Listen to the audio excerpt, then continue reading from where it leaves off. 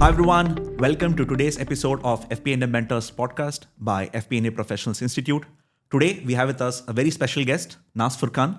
Nas is a seasoned CFO with 20 plus years experience across various industries and has also worked in Europe and Middle East across various companies and various industries. Welcome Nas to the podcast. Dawal, thank you very much for the invitation. It is absolutely exciting to be here, and I'm sure this is going to be a lovely experience. I'm a passionate believer in FP&A. I've built FP&A teams from scratch in my experience across different regions, across different industries. So yeah, looking really forward to sharing some insights and experiences that could benefit the podcast and benefit the listeners and benefit the next generation of FP&A professionals. Thank you so much, man. It's great to have you here. What I particularly liked about your experience was the kind of diverse experience that you have got. And having built teams across Europe and the Middle East, it would be great to hear some insights from you. So you have seen that entire journey of starting as an analyst and growing up to becoming a group CFO. How has that journey been like for you? And can you take us through that journey and what were your key learnings from that journey? Okay.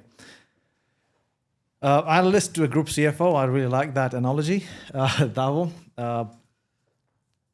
blood, sweat and tears. I repeat, blood, sweat and tears. It's not been an easy journey, but it's been one that I'm immensely grateful for, to be able to have that trust in me by the employers I've actually worked with, by the managers I've actually worked with, who certainly believe that I had what it took to basically grow and take on more responsibility and deliver value as I basically navigated the nuances of a finance career.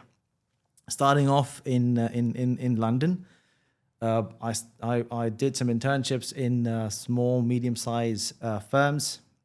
Then once I started getting a bit of a grasp in terms of what it really is required and also setting myself objectives and the long-term targets in terms of where I really wanted to be, I took a few more intentional decisions in terms of going for the jobs that I thought would basically give me what I needed to be able to build upon and get the right exposure to be able to accomplish the long-term objectives of my career. I never really set out thinking that I was going to be a group CFO. It was, you actually learn and then you experience certain things and then you build a passion in terms of what you really want to do in your career or in your life. So starting off, it was a very short-term target that I did wanted to get myself certified. I did wanted to get myself qualified and then really experience where that qualification or certification or experience really took me to. It just so happened that it took me across Europe, took me across Middle East, and here we are discussing the entire last 2 decades in a 20 minutes episode. So yes, it wasn't easy. There have been stumbles, there have been frustration, but overall it's been a very enjoyable experience just because of the people I've been lucky enough to have worked with and learned from. Amazing. So you mentioned that you did not plan for the CFO role. So when did you kind of realize that, yes, I think I'm on track or I am on that path of becoming a CFO? And what were some of the indications for that? Good question, Dawal. I think it's towards the 15-year mark where I, at least for myself, where I had the intuition that I really wanted to take it all the way through to the top. Prior to that, it was, more of learning and gaining and getting exposed to as many different challenges as there could be possible. You cannot really be a CFO, if you do not have enough exposure across different departments or across different fields or different geographies to be a well-rounded individual who could not only add value to the finance team, but also be a really trusted advisor to the C-suite that you're going to be working with. And that realization happened, quite late in my career trajectory.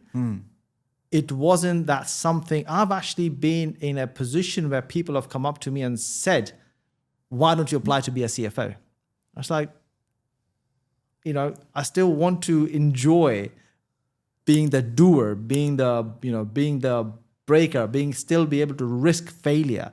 When you're right at the very top, you don't always take risks that could basically turn into failure, because it's more or less a career. Yeah, exactly. The buck stops at you, and it could be career suicidal, right? So you don't really want to rattle the boat too much. But when you are on that journey, you can take certain risks that will allow you to be a more well-rounded professional. Was FP&A a pivotal step in your career? Did that kind of give you the confidence that, okay, now I think I am ready to take on a role which is advising C-suite or which is closer to the CFO role? Was that a pivotal step in your career? Totally, 100%. And this was a realization. I mean, if you remember back in the days, FP&A wasn't really a mainstream department or a profession. Right. It used to be management accounts. And within management accounts, one of the responsibilities was that of FP&A. Right. This is going back all the way to the early 2000s, where my early year careers were basically spent in management accounts departments. And it was a realization that happened earlier on, because I was actually given a secondment in one of the early companies that I was working with in London, whereby I was doing a summer secondment post my certification of AAT. The head of finance said, why don't you come over into the management accounts department and build some experience, which will basically help you in your ACCA career, et cetera, et cetera. And that's where the aha moment really happened. I was like, wow, man, this is great. Like all these cool spreadsheets, and you're always exposed to the decision makers, the actual operations of the business. And yeah, that's where the light bulb moment happened. And I set my eyes straight, saying to myself that, okay, this is what I want to pursue in for the rest of my career. Suppose that secondment, I went back into the sort of, the controllership department, wrapped up whatever I had to do, and strongly started lobbying with my line manager and the head of finance, saying that I want a permanent position in management accounts department.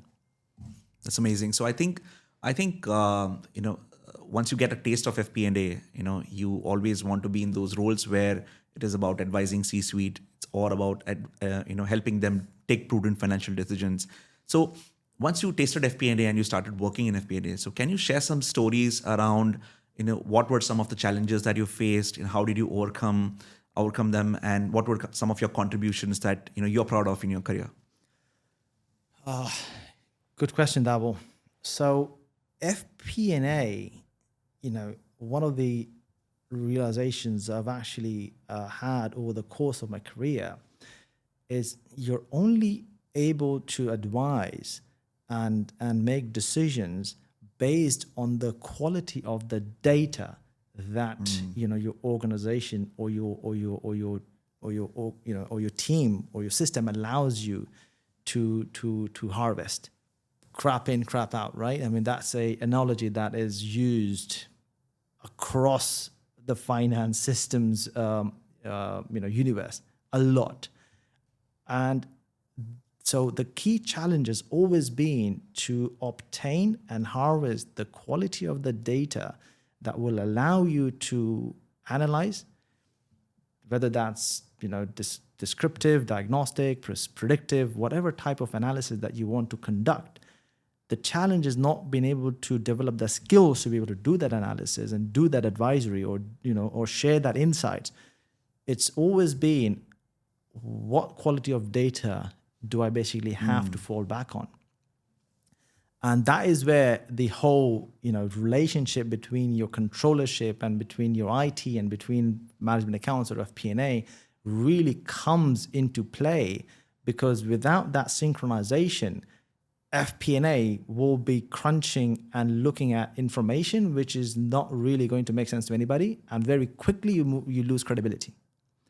So having worked in that number crunching and controllership areas earlier on in my career, I had really understood the importance of making sure that the right information is fed into the system, so that the reliable data set can actually be captured and scrutinized to share with whoever the audience is.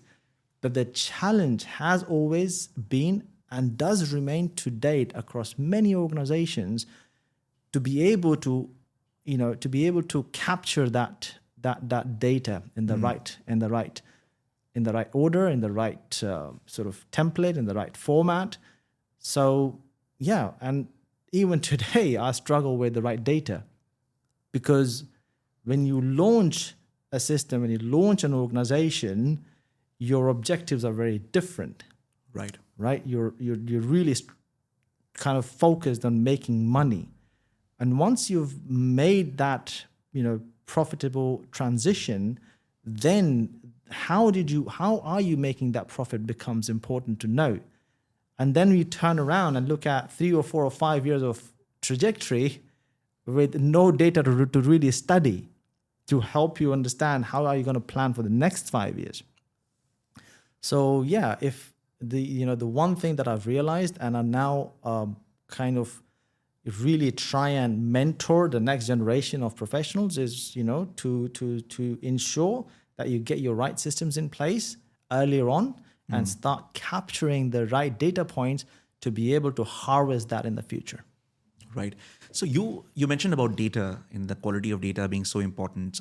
I think part of it also is a technology question, right? So the underlying data is the foundation of it, and then comes the technology layer on top of it, right? So, and you have been part of a couple of implementations around the FP&A tools or technology that you have worked on. So how has that experience been for you? And apart from data, what were the other challenges that you came across? Interesting that you bring that on. Now you're really diving into the into the juicy bits. So look, technology evolution is a must for FP&A. And FP&A has to be the ambassadors of automation and efficiency and process improvement.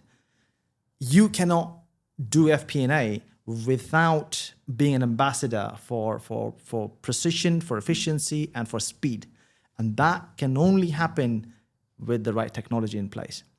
So yes, being able to explore and study and experiment, implement has been a major learning throughout my career, not just for myself, but for my team, for my organizations that I've basically been part of, and the organizations who were ready to listen and invest in those projects. So as an FP&A professional, even going back 10, 15 years in my career, I have been, you could say, either been lucky or deliberate in pushing myself into those projects whereby I had, even if it was just a back seat, but at least a seat on the table where systems and process improvements and efficiency were basically being discussed.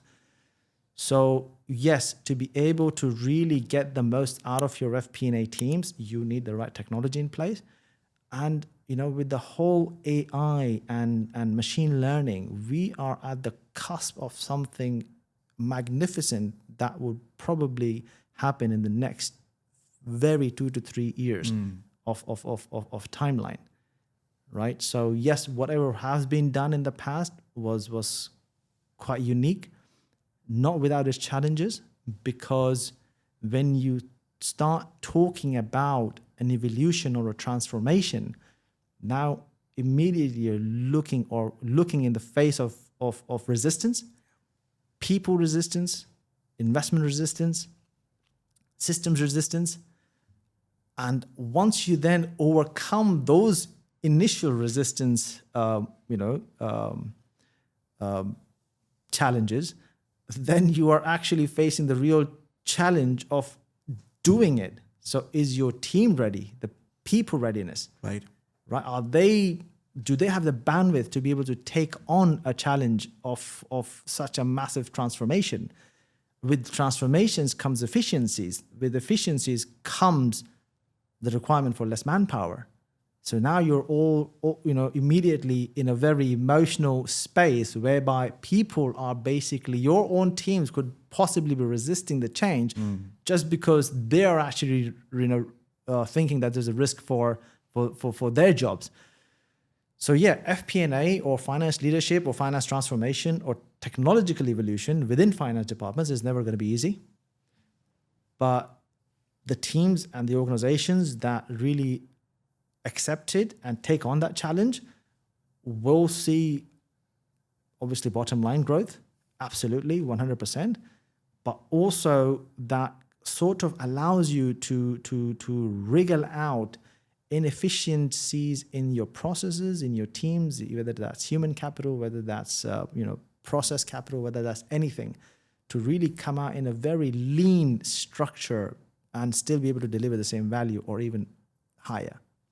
Interesting. So you touched upon data, you touched upon technology, and in terms of people, we spoke about the teams and how the technology layer is going to impact the teams or the efficiencies around it.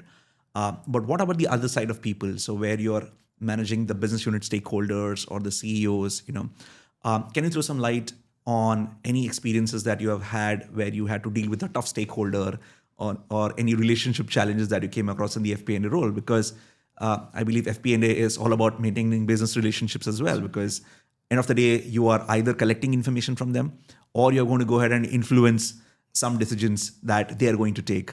So any stories around that? Yes, absolutely. Because FP&A, although one leg you always are surfing in finance and in numbers, but with the other surfboard in business, and that business partnership, facet of FP&A is undeniably the most critical one.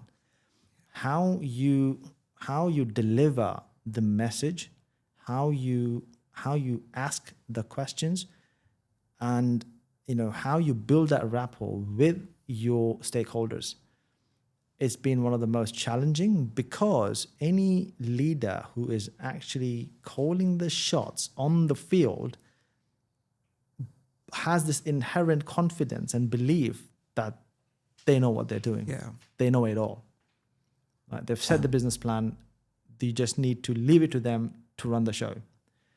Now, the business partners on the other hand, we are looking at the actual results month on month. We're 30% below target, and you need to somehow explain, you need to deliver that message that, hello, mate, you are 30% below the target. We are not really meeting the plans. Either it's the product line, is it the geography, it's something or the other, whatever that might be. You need to have their ear, and they need to be ready to give you that face time to listen to what message you're delivering. And then the second phase is to get the answers as to how they're going to overcome that shortfall, or what is up their sleeve that they're going to pull at the last minute at month 10 or month 11, that is just somehow magically going to be able to cover all that margin or that gap, right? So you shouldn't really be in the dark until the very last minute. And for that, your soft skills are one of the most important aspects of your career that you need to understand, you need to identify, and you need to intentionally develop, so that when you are at the table and when you voice a concern, your stakeholders listen and respond with the depth of exactly what you are really trying to achieve and what you're trying to get answers for, because those answers will then help you to answer questions to your line hierarchy. Obviously, there's going to be a manager or a head of finance or a CFO who is basically asking you as a FP&A manager or a head of FP&A what's going on, and you cannot just be at the high level descriptive analytical phase whereby you're saying, oh yeah, we are 30% low. You need to diagnose it. Why are we 30% low? You need to then, predict based on the information you get from your stakeholders in terms of how you're going to plug that gap. And then you need to be able to also prescribe to your stakeholders, as well as inform it to your CFO that these are the recommendations that I'm actually making to my business unit to be able to, pull these levers in terms of products or geographies, et cetera, based on the historical data that I've already analyzed to try and cover this gap or land exactly where the business intended to land for the quarter, for the year, or whatever that might be. Interesting. So you've seen us, I think we are almost on the verge of developing a framework. We spoke about data, we spoke about technology, we spoke about relationships. And I think the fourth leg of this framework would be your industry understanding. So how unique is commodity trading as an industry, or what would be some of the challenges in managing the finances of a commodity trading company?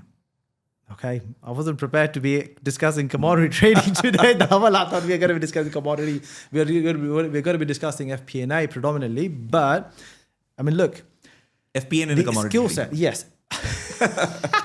Okay, we're trading FP&A. Well, look, Dhaval, FP&A as a skill set, can be applied across industries. So it's completely industry agnostic. However, with commodities trading, it becomes a little bit more interesting because there's constant volatility in commodities. Right. So your drivers and your assumptions that were basically being made at either the start of the year or start of the month or start of the quarter, nothing of that really holds up by the time you finish that reporting period. So FP&A is a constant run in commodities. I mean, one of the prime examples where, with the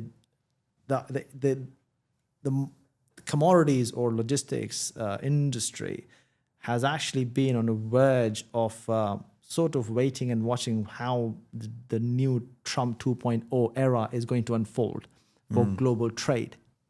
What really unfolded was absolute chaos, total volatility, uncertainty. And with that comes extreme challenges for an FP&A professional to be able to plan and forecast how your assumptions are basically changing on a day-to-day basis. So what has helped for me to be able to really carve out a niche in the industry is the transferable skills that I've been building since the start of the career. It was a decision by chance through that early secondment into the management accounts division that's always been, that happened by chance, but then it became intentional development year on year on year. So to be able to really look at volatility, to be able to really understand what the drivers are, and then be able to communicate and discuss that with your C-suite, with the board, to be able to advise, to be able to recommend certain change in the direction, and really deploy every tool that you basically got up your sleeve to be able to overcome those challenges. So yes, FP&A skill set helps you massively to evolve and develop that trust and that business partnering edge to be able to add value when it's needed the most. Awesome. So you spoke about transferable skills, and that is something which many of the upcoming finance professionals kind of fail to understand. So what are some of the top 3 things that you look at when you're hiring for your finance team? Good question, Dhaval. So finance team is diverse, right? But when I'm looking at my FP&A guys, right, the FP&A team, the most important skill set I look at is their communication. They all come qualified. Certain elements on a CV are always going to be like for like. But what is it that really pushes one candidate over the line over the other one compared to the other one is their ability to explain, to articulate technical questions, technical scenarios in the most business-friendly language. if you start explaining using extremely technical financial lingo, great stuff. I get it. But then I am not hiring you to only communicate with me. I'm actually hiring you to be able to communicate with the business and get me the answers that I need to be able to do my job better with the CEO. So the number one skill I look at is, can they communicate effectively, succinctly? Second one, can they, evolve quickly with technology? How tech friendly are they? Right. That I think is also one of the top skill sets. And this is after already ticking off some of the key requirements for the job. Right? Yes, they need to be qualified. They need to be able to have this much experience, etc., etc., etc. But then, what does it really come down to at the last minute? Is the communication, is their tech savviness, and their people skills. There needs to be FP&A needs to have empathy, because you need to be able to sit across the table and listen. A lot of finance professionals, and I've interviewed hundreds and hundreds of people. Once you've looked at that variance, you've already made a judgment. That is not even quarter of the story. So your listening abilities to be able to get to the bottom of what is really going on in that business unit requires a lot of patience, requires intentional skill set development, which gives you that edge to build that connection, have that emotional empathy with your business unit, so that they reveal the secrets of the business unit. Amazing. Right. So the top three things that you would recommend is being tech savvy, communicating with the business professionals, and empathy to an extent that they are able to get deeper to understand the root cause of the questions. So amazing. That's a nice framework. So if somebody's starting in FP&A today, so what would be your top advice to them? Okay, look, if this were 5 years ago, I would say, master your BI, master your Excel, etc., and everything. But if you're starting off as a FP&A professional today, you need to be championing artificial intelligence and machine learning. I don't mean to say that you start going and doing a degree in Python or R or something like that, but to be able to leverage these technologies to make your job easier. As a CFO, if I can, ask ChatGPT to diagnose a medical condition, and ChatGPT is able to do that more or less, in a reasonable, reliable fashion, why am I not able to ask an AI model the factual results of what's happened in the last quarter versus my budget, versus my plan? That data set already exists in the system. The banks have been reconciled. The transactions have actually happened. The plan has already been fed. The plan by geography, by product, by salesperson, every key, or by asset class, whatever that might be. And I assume that in the next 12, 24, 36 months, we will be facing tools that will extremely amplify the information that we have and be able to leverage without the need for a person crunching those numbers. Interesting. So using AI not only to automate, your point stresses on the fact that use AI to augment your own intelligence to ask the right questions as an FP&A professional. That's an interesting point. Or to be able to bring those tools or solutions to the table, whereby you are not the doer, but your agentic AI is basically the doer, and you are, preempting the questions that the C-suite is going to ask. Right. Because if I can turn on my voice command and ask any question under the sun onto an AI agent on my phone, I should be able to do the same with my financial data. Right. The financial data that the company or I own, the facts and the transactions that we already have in the system, but we are not able to leverage that. into an AI model. So the FP&A professionals of the future, I am very confident that will actually evolve out of the Excel sheets, out of the PowerPoints. I mean, a lot of the people have already evolved out of the PowerPoints. We're on Canva, etc. To be able to share information and communicate information. But the transition that happens from an ERP system or a reporting tool to another platform whereby there's interaction between a human and a system, then it sort of transforms into something that's usable, readable, and actionable. Right.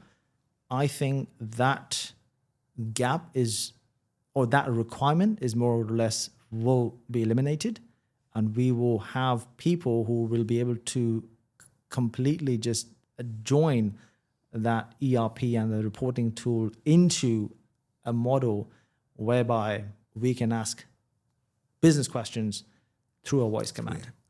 Amazing. I mean, I wanted to touch upon AI as a separate question, but I guess we discussed so much about embedding AI into the FP&A role and how it will help us step by step. And also, in this short period of time, we were able to cover so many topics, right, from data, to technology, to people, to relationships, and to AI. So that's simply amazing. I think with FP&A needs to have that enthusiasm level. Yeah, right? That's true. We need to be enthusiastic and passionate professionals to be able to touch upon and do multiple things, much more things, all in that a very adds short value period to of the time. business. Absolutely. You need to be able to do much more than in a very short period of time. Wonderful. So as a customary in our podcast, we normally conclude it with a rapid fire round. So what I'm now going to do is ask you a bunch of questions.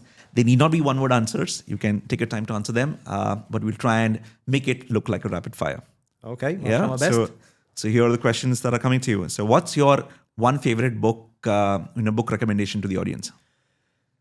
One favorite book, I would recommend Coach Yourself to Success by Talene. I recommend that to every early career professional because it gives you a lot of frameworks to really guide yourself and discipline yourself in ways that help you to free up time to focus on what really matters to you in your career and your life. Interesting. So what was your biggest challenge in your finance career? Many.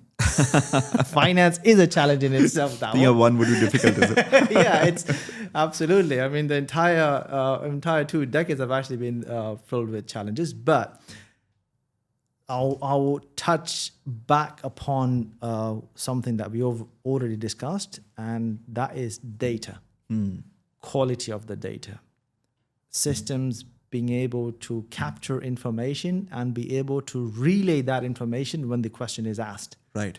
A lot of the time, a question is asked and no one knows where to get the answer from. So that has always been the challenge. It started off from my early career, and hence the reason why I have actually been able to run and lead many projects which were focused purely on improving that quality of data. Quality of data. Yeah. Interesting. So what is the one most underrated finance skill? Accounting.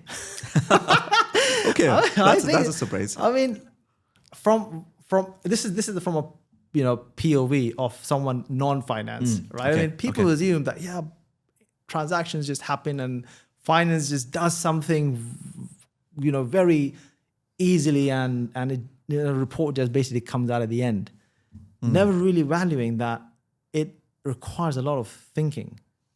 There is an accountant who is making a decision based on every transaction that actually occurs in the business, right?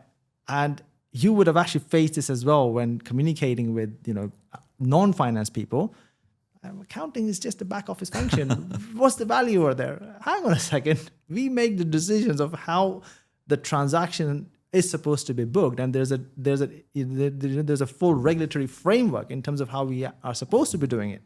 Right. So yeah, interesting. So I always thought that the answer would be around relationships or finance business partnering, but I think accounting is underrated to the fact that it also drives a lot of data that is flowing into the company, and also the fact that basic debits and credits are the backbone of every commercial language or finance function that you have worked with. So amazing. So that's a refreshing answer. Finance job in a startup or a big corporation? There's no right or wrong answer to this, Davo, and it could be a bit controversial as well. Both have their pros and cons, and I've actually worked in both the spectrums, in both the universes, in big blue chip corporations as well as in startups. And I think a question that I often ask some of the early year professionals when they ask me this question, Nas, what do you recommend, mate? I mean, would you rather I take up a startup job, or should I aim for a big company or a big four? I say, look, man, imagine if you were basically asking me this question just before joining Google or Facebook. Right? Where would you see yourself? Right? You could basically be at the end receiving a multi-million exit out of that startup. Yeah. So yeah, I think it's a case-by-case decision that needs to be really vetted and studied, and you should ask seniors in terms of other mentors that you have, and then make a decision rather than just going for the brand value. So the answer would depend on the context, and the career stage where the person is applying for. Cool. So one myth about FP&A that you would like to bust? FP&A, it's not FP&A, it's budgets and forecasts. Yeah. It's never FP&A, it's the businesses. The business owns it. The business needs to drive it. We are just the collators, the facilitators, the communicators of that entire process. We own the process. We don't own the substance behind the budgets and forecasts. Interesting. So this is the final question. So what's the best career advice that you've got? Take calculated risks. Take out risks. Take calculated risks. Take calculated risks. Okay. Amazing. Yeah. That's what I was told by a very early on head of finance, whereby this was when I reached out to her for mentorship. I said, I want to be a head of finance. And, this was me just with 2.5 years of experience. And she used to have this open door policy and would invite anybody to come in and just have a coffee chat with her, 15, 20 minutes. And I said, how can I be a head of finance, in the next 10 or 15 years? She said, don't be risk averse. Take calculated risks. Put yourself in situations which are going to be uncomfortable. That is the only way to grow. Amazing. Great. I think our audience has got some great insights here. We were able to unpack a lot of experience from your career, and I'm sure that'll be insightful for our audience. Thank you so much, Nas, for joining us today. Thank you so much, everyone. I hope you enjoyed this podcast. More to come in the next few weeks. Thank you. Thank you, Davo. Thank you, man. Thank you so much. Appreciate that.